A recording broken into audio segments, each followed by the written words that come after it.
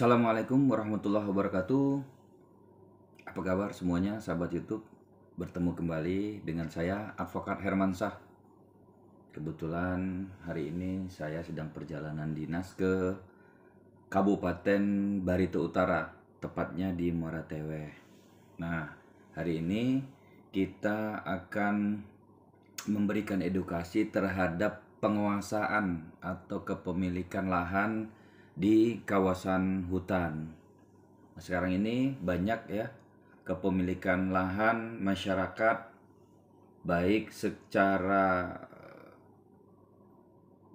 luasan yang kecil dan juga luasan yang besar. Hal ini juga ada beberapa yang berbadan hukum. Nah, seperti apa hukum ya, aturan normatif terkait dengan penguasaan lahan di kawasan hutan.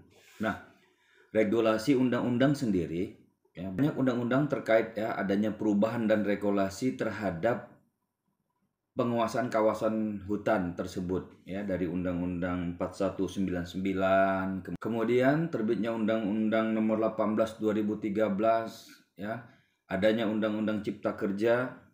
Kemudian yang terakhir ini adanya Undang-Undang Nomor 6 tahun 2023.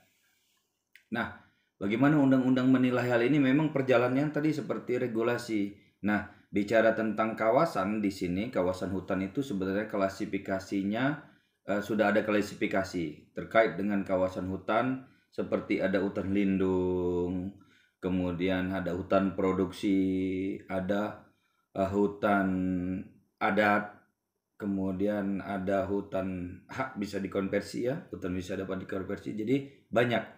Nah, kita saat ini berbicara tentang kawasan hutan produksi ya, kita bilang HP. Hutan HP ini saat ini sekarang ini sudah banyak diberikan izin konsesinya kepada perusahaan-perusahaan, baik pemanfaatan atas ataupun pemanfaatan bawah. Nah, pemanfaatan atas itu biasanya izin seperti HTI ya, jadi izin nanti IUPPHK HTI, atau kalau pemanfaatan bawah seperti pertambangan batu bara nanti bentuknya PKB 2B atau nanti IPPKH ya, izin pinjam pakai kawasan hutan. Nah, saat ini saya bertugas ya, kebetulan bagian eksternal yang menangani eksternal dan juga litigasi dan non litigasi terkait dengan penguasaan kawasan hutan. Ini sangat berbeda. Jadi ini yang harus diperhatikan oleh masyarakat, bahwa penguasaan kawasan hutan saat ini normatifnya berbeda dengan aturan yang ada di Cipta Kerja. Jadi pada saat keluarnya Undang-Undang Perjalanan Regulasi Undang-Undang 41 tahun 99, kemudian ada undang-undang yang saklek pada saat itu keluar ya, Undang-Undang Nomor 18 2013, itu tidak berlaku lagi. Yang berlaku adalah sekarang Undang-Undang Nomor 6 tahun 2023. Nah, pada saat Undang-Undang Cipta Kerja, adanya Undang-Undang Cipta Kerja, itu ada peraturan pemerintah nomor 24 yang menyatakan bahwa adanya pasal 110A, 110B. Ini terkait dengan ketelanjuran masyarakat. Nah, ini sudah tidak berlaku lagi karena ketelanjuran masyarakat pengelola kawasan hutan sendiri itu sudah tidak berlaku dengan adanya undang-undang yang terbaru sekarang, Undang-Undang Nomor 6 tahun 2023, dan masa pendaftaran di pasal 110A dan 110B itu dikasih waktu 3 tahun. Jadi keluarnya Undang-Undang Cipta Kerja itu tahun dikasih beri dari 2020, 2021, 2023. Jadi begitu masuk 2024, apalagi sekarang 2025, sekarang sudah berbeda, tidak ada lagi untuk pendaftaran keterlanjuran ya, untuk terkait terlanjuran terhadap penguasaan kawasan hutan. Nah, saat ini saklek bahwa penguasaan kawasan hutan ya itu tidak boleh lagi, sebenarnya tidak boleh lagi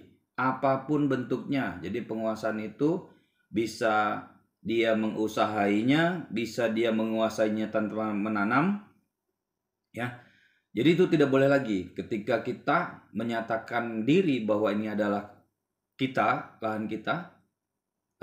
Jadi undang-undang normatifnya langsung menyatakan bahwa tidak ada lagi, dan itu pidana. Bedanya pidana yang ada di Undang-Undang Nomor 18 tahun 2013 itu menyatakan minimal hukuman itu 3 tahun. Namun di undang-undang yang terbaru sekarang tidak ada minimal, namun maksimalnya sama, maksimal 10 tahun. Nah, di pasal 50 itu junto pasal 78 ya, Undang-Undang Nomor 6 tahun 2023 menyatakan bahwa terkait dengan hukuman di luar pidana administratif itu terkait dengan pemungutan hasil hutan dan pohon kayu hutan, itu pun bagi warga-warga yang berdomisili 5 km ya dari kawasan hutan. Nah, jadi 5 km ini dianggap adalah masyarakat yang boleh untuk bukan boleh ya, masih diberi ruang untuk tidak dilakukan tindak pidana, namun dia denda administratif ya. Nah, jadi sekarang pemerintah sudah konsen untuk menegakkan ya upaya penegakan hukum Gakum ya, di areal kawasan hutan ya, termasuk hutan lindung tadi yang seperti saya sampaikan, termasuk hutan HPK ya, hutan dapat dikonversi itu. Jadi kawasan-kawasan hutan itu sudah ada penetapannya. Jadi masyarakat memang harus benar-benar jeli memandang dan mempelajari normatif hukum ini yang sudah berubah regulasinya.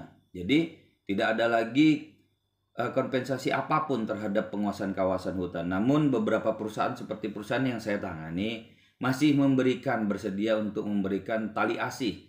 Tali asih itu karena di dalam kawasan hutan tidak boleh dilakukan jual beli ya. Itu tali asih itu adalah, atau sagu hati itu adalah kompensasi yang diberikan perusahaan. Sebenarnya itu kompensasi diberikan kepada pengelola atau petani yang sudah ada terkait dengan tanam tumbuhnya.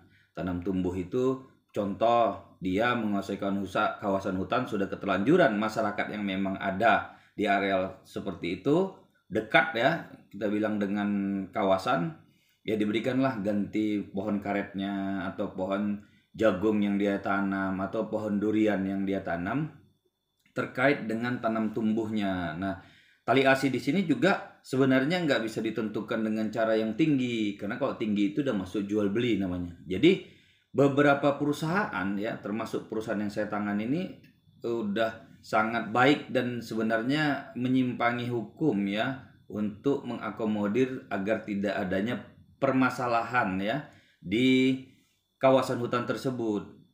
Terkait tebang tebas, secara undang-undang normatifnya tidak ada. Jadi tali asih yang seharusnya diberikan adalah terhadap tanam tumbuh masyarakat yang melakukan upaya perkebunan di kawasan itu. Nah, perkebunan ini juga skalanya bukan skala yang luas, karena perkebunan yang diakomodir sebenarnya adalah perkebunan ya, ataupun usaha yang di dalam kawasan hutan itu adalah untuk penghidupan.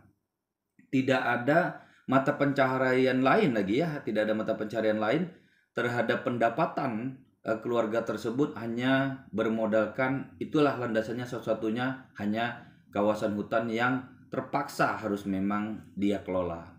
Jadi bukan dengan penguasaan kawasan hutan secara besar ya, di atas ini banyak skala sampai 100 hektar, 200 hektar. Nah, ini yang salah menurut undang-undang. Makanya masyarakat ya yang ada di kawasan hutan, yang menguasai kawasan hutan sekarang ini harus berhati-hati juga ya. Jika ada perusahaan yang beritikat baik ya memberikan saudara terkait dengan kompensasi tali asih, apalagi tali asihnya besar, saya rasa itu harusnya tidak lagi menimbulkan permasalahan ya, bisa selesai lah saya rasa itu secara normatifnya.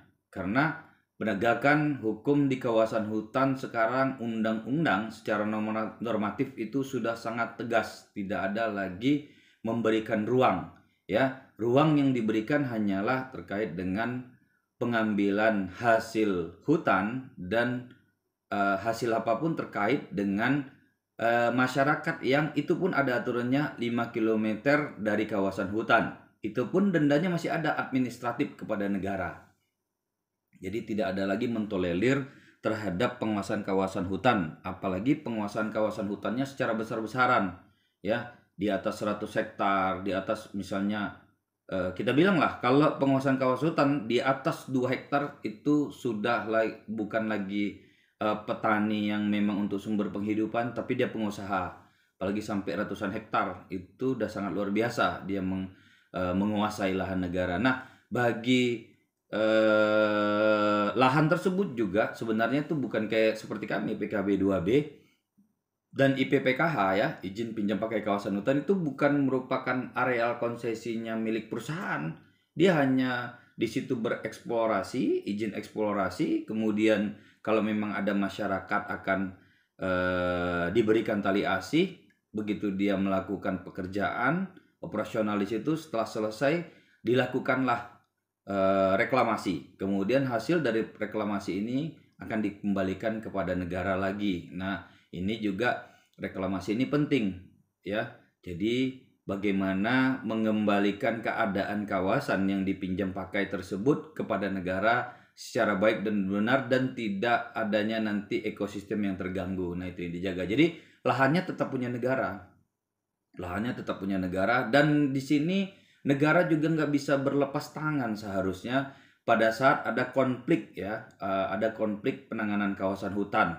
Misalnya ada konflik lahan, ya, tumpang tindih lahan, kepemilikan lahan, karena adanya untuk dibolehkan, ya, swasta ataupun badan hukum masuk ke dalam pengawasan masuk dalam penguasaan kawasan hutan ini adalah sebenarnya di sini pemerintah ingin memberikan tanggung jawab ini, ya, penjagaan kawasan hutan ini, karena ketika diberikan izin PKB 2B, ya, untuk batu bara di satu daerah apabila dia masuk kawasan hutan, ya, ada IPPKH-nya, itu adalah kewajiban daripada yang memiliki konsesi untuk menjaga kawasan tersebut.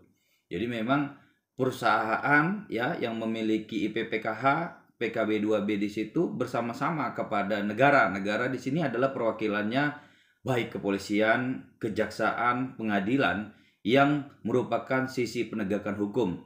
Juga terkait dengan KLHK, karena KLHK kan ini kan domainnya KLHK, ya, kalau kawasan hutan. Nah, kalau dia APL baru, ya, nanti masuknya ke BPN. Makanya area PKB 2B yang ada di kawasan hutan dan di APL berbeda bagaimana regulasi undang-undangnya. Kalau dia di APL, ketika ada APL memang harus melakukan ganti rugi kepada masyarakat. Nah, sebelum ganti rugi tersebut dia melakukan PKKPR, kalau dulu namanya izin lokasi. Nah, dari PKKPR itu berapa luasan yang bisa dikuasai, diusahai, seperti itu diselesaikan kalau memang ada kepemilikan lahan tersebut di areal APL operasional terkait dengan penambangan batu bara ataupun yang lainnya, ya. Begitu, demikian edukasi kita hari ini. Bagi teman-teman yang merasa ada yang mau ditanyakan atau yang kira-kira channel ini bermanfaat, silahkan dibagi bagi saudara-saudaranya, teman-temannya yang ada penguasaan kawasan hutan di dalam suatu konsesi perusahaan, agar nantinya bersama-sama perusahaan bisa selesai, duduk baik dan benar, tidak melanggar hukum, dan semuanya berjalan dengan baik. Untuk semuanya, ya, dimohonkan like dan subscribe-nya karena itu gratis. Semoga ini bermanfaat. Terima kasih. Selamat pagi. Assalamualaikum warahmatullahi wabarakatuh.